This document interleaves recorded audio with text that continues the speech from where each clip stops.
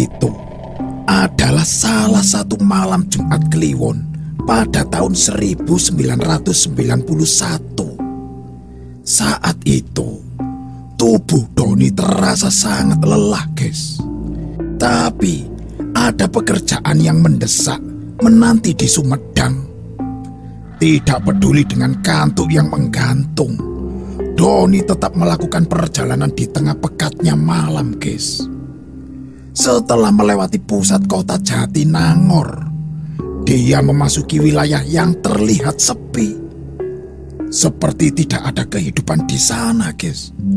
Pada tahun 1991 itu, kawasan Cadas Pangeran ini masih sangat sunyi, guys. Jalannya itu berkelok-kelok, dikelilingi oleh hutan yang seolah tidak pernah tersentuh cahaya. Dan itu, guys, memberikan kesan yang sangat menyeramkan. Penerangan jalan di kawasan itu juga sangat minim. Ada 1 atau 2 warung kecil di pinggir jalan, tapi semua sudah tutup, guys. Hanya lampu temaram mereka yang masih menyala redup menemani aspal yang mulai rusak di beberapa bagiannya, guys. Meskipun begitu, kondisi jalan masih bisa dilalui dengan cukup baik. Lah, untuk mengusir kesunyian, Doni pun menyalakan radio. Walaupun sinyalnya sudah mulai tidak jelas karena terkendala oleh jarak, guys. Setidaknya, alunan lagu dari stasiun radio itu membantu memecah keheningan malam, guys. Radio Doni saat itu memutar lagu-lagu slow hit yang sedang populer, guys. Sekali-kali lagu lawas juga mereka sajikan dan masih enak untuk didengarkan. Namun, semakin lama, Doni semakin kehilangan fokus pada lagu-lagu itu, guys. Perhatiannya kini lebih terpusat pada jalanan. Jalan di sana mulai berkelok tajam dan menanjak. Suasananya pun semakin sunyi dan mencekam, guys.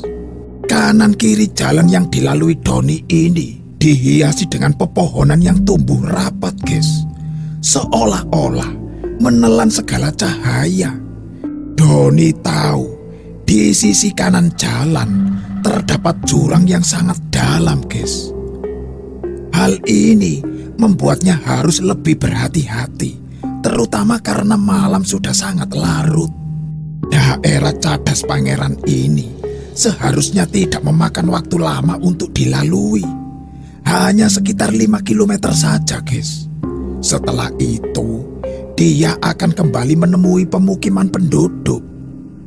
Tapi, guys, tetap saja aura di tempat ini begitu kental dengan kesan yang angker, guys. Salah satu tanda yang paling khas di daerah ini adalah patung 2 sosok bersejarah yang sedang bersalaman, yaitu Pangeran Cornel dan Willem Daendels. Mereka bersalaman dengan tangan kiri, guys, dan memang ada sejarah di balik gestur itu. Namun, guys, yang aneh, malam itu waktu terasa lebih lambat, guys. Sudah cukup lama Doni berkendara, tapi patung yang dia tunggu-tunggu itu belum juga terlihat. Jalanan pun terus menanjak dengan kelokan tajam yang seakan tidak ada habisnya, guys. Kegelapan pun semakin pekat dan kesunyian pun semakin menggigit. Doni pun konsentrasi penuh pada jalan yang dia lalui, guys. Hingga dia hampir lupa pada radio yang sejak tadi menyertai perjalanannya, guys. Saat dia sadar, siaran radio itu sudah tidak lagi memutar lagu-lagu, melainkan suara aneh yang tidak pernah Doni dengarkan sebelumnya, guys. Awalnya, suara yang keluar dari radio itu hanya terdengar seperti angin, seolah-olah tidak ada yang aneh, guys. Namun, perlahan-lahan mulai terdengar sesuatu yang lain, guys. Suara itu datang dengan samar-samar, seperti berasal dari kejauhan. terselip di antara suara angin, guys.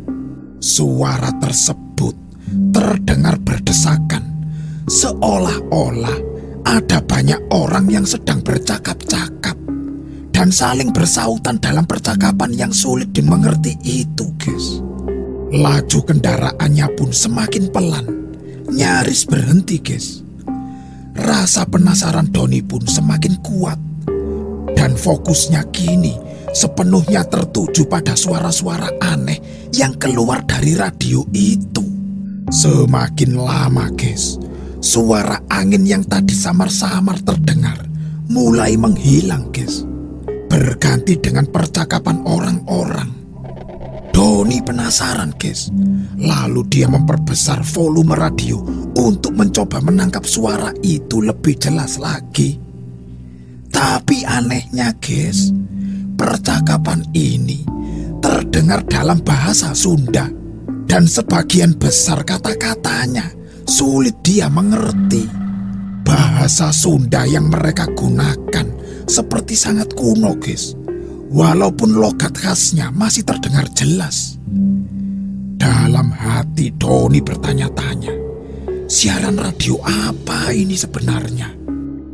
Di tengah kebingungan, guys, tiba-tiba mesin mobil tersendat seperti hendak mati, guys. Ada apa ini?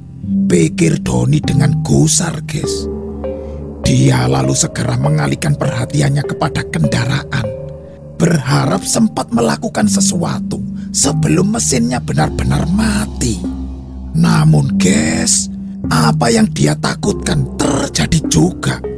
Mesin mobil benar-benar mati dan mogok di tengah gelapnya malam di Cadas Pangeran, guys. Doni terdiam sejenak, tetap duduk di dalam mobil yang kini tidak lagi bergerak, guys.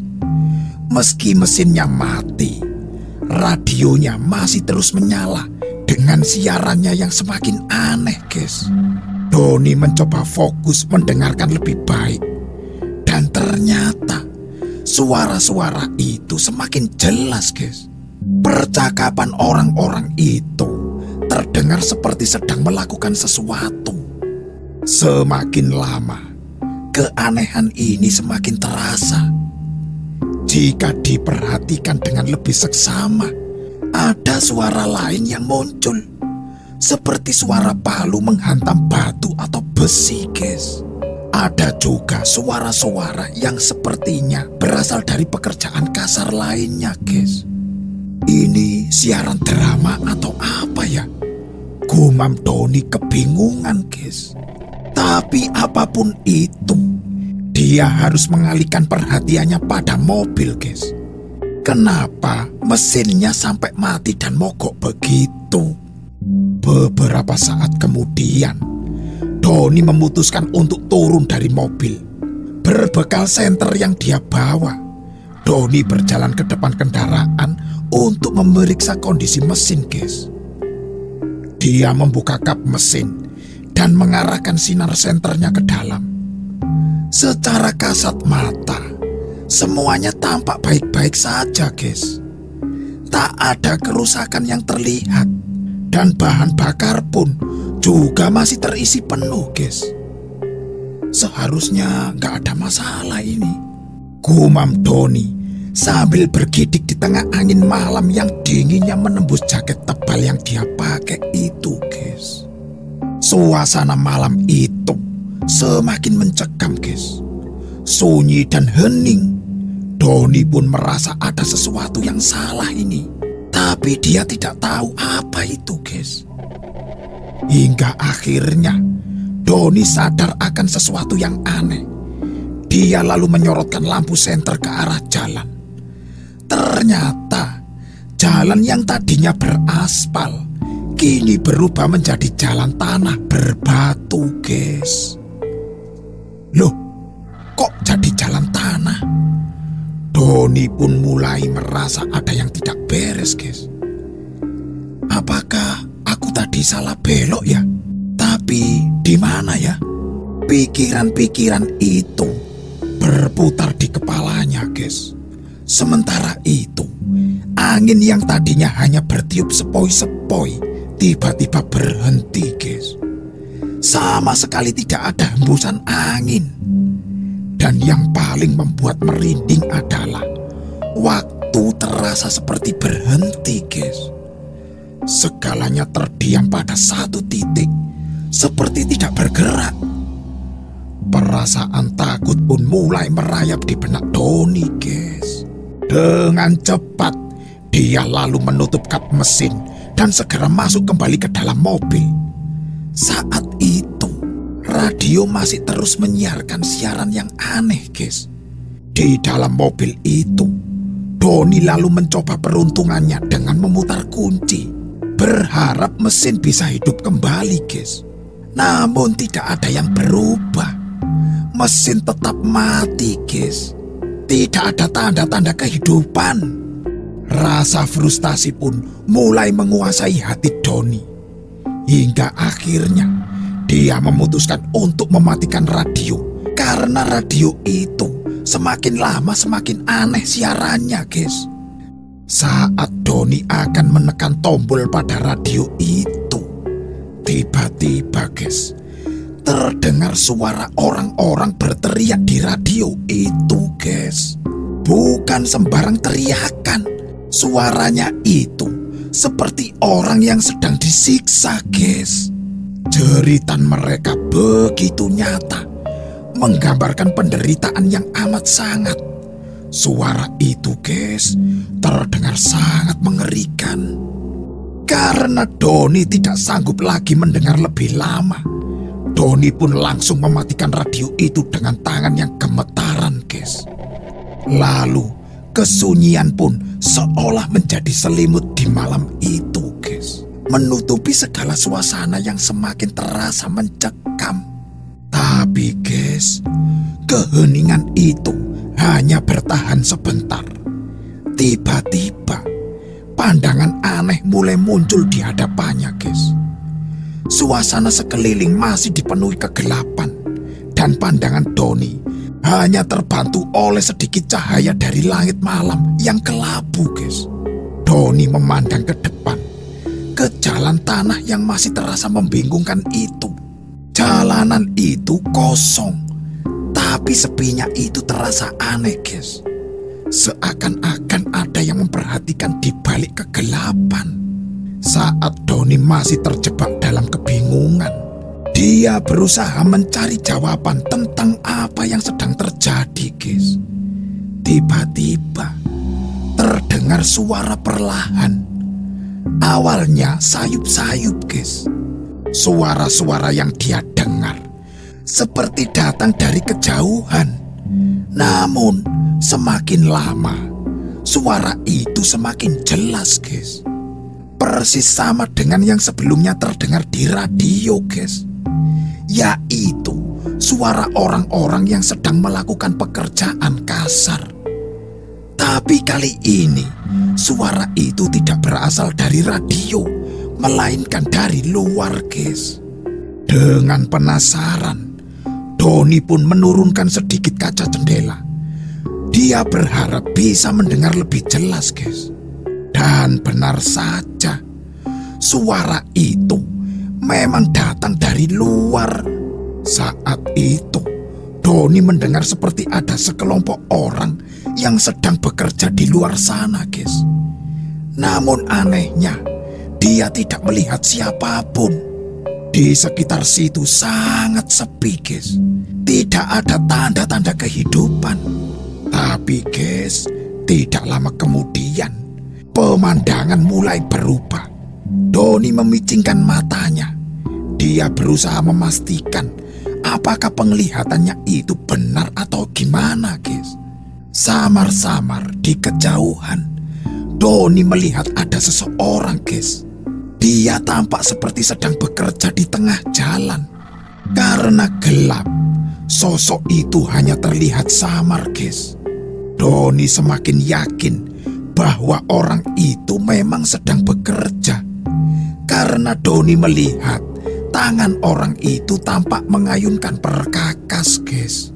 Dia menghantamkannya ke jalan berulang-ulang kali. Siapa dia itu? Apa yang dia lakukan di tengah malam seperti ini ya? Pikir Doni bingung, guys.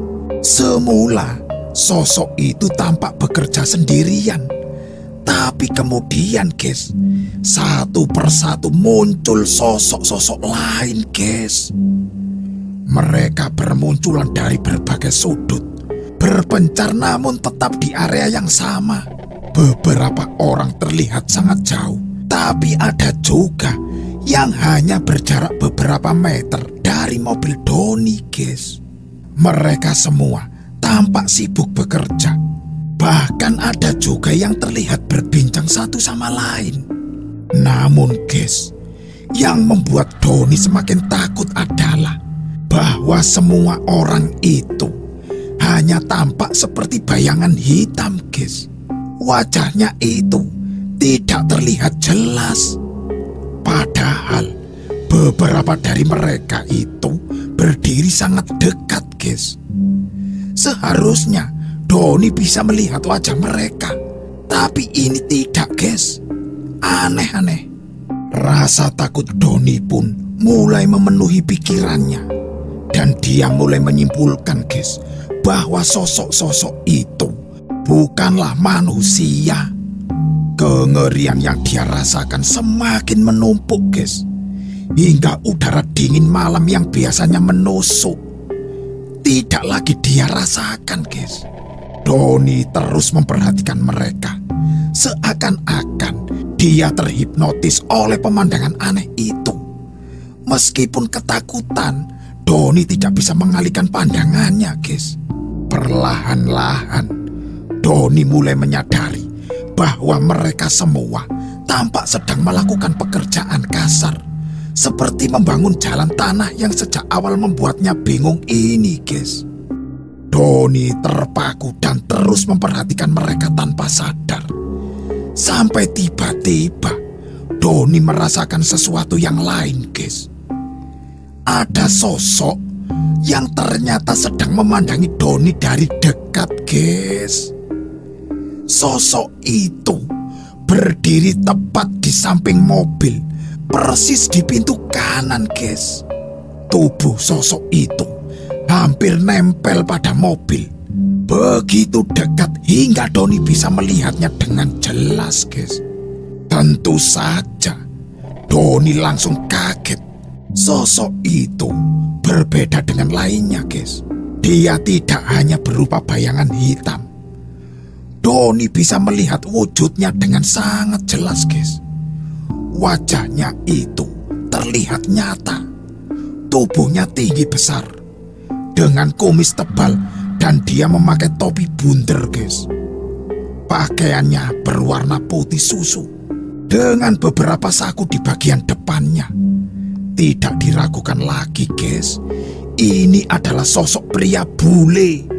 Sosok itu terlihat seperti mandor Belanda, guys. Doni dan sosok itu mereka saling bertatapan cukup lama, guys. Wajah sosok itu sangat mengerikan. Mukanya pucat dengan bibir yang membiru. Dia menatap tajam ke arah Doni, guys. Jantung Doni pun berdegup semakin kencang. Ketakutannya mencapai puncaknya, guys. Sosok mandor Belanda itu memegang tongkat pendek di tangan kanannya. Dan tanpa berkata apa-apa, dia mulai mengetuk kaca jendela mobil dengan tongkat itu, guys. Suara ketukannya itu membuat Doni semakin panik. Dan dia benar-benar tidak tahu harus berbuat apa. Ketakutan Doni pun semakin tak terbendung. Dan akhirnya dia hanya bisa menundukkan wajah, menempelkan kepalanya ke setir mobil, guys. Doni tidak berani melihat sekeliling, apalagi menatap sosok seram yang ada tepat di samping mobilnya itu, guys. Doni pun membaca doa-doa yang dia ingat, memohon pertolongan kepada Sang Pencipta, guys. Namun, guys, suara ketukan di jendela itu tetap saja terdengar.